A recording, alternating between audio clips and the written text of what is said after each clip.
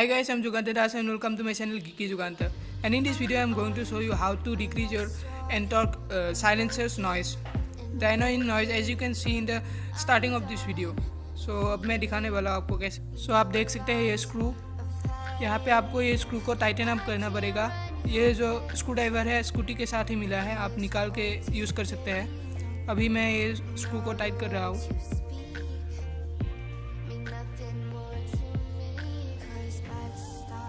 So after tightening आप this screw, next screw भी यहाँ पे ही होगा, तो नेक्स्ट स्क्रू भी आप देख सकते हैं, इसे भी टाइट कर लीजिए. और यहाँ पे नीचे जो गार्ड लगा हुआ है ये भी आप टाइट कर लीजिए. यहाँ पे भी दो स्क्रू मिल जाएंगे आपको, ये दोनों स्क्रू टाइट कर लीजिए.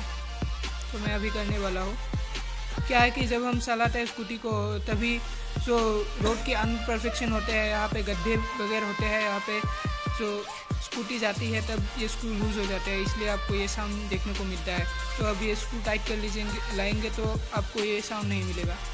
तो मैं टाइट कर रहा हूँ अभी.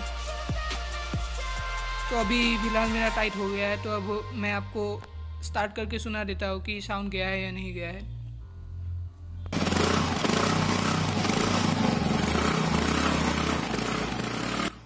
So guys, thank you for watching this video.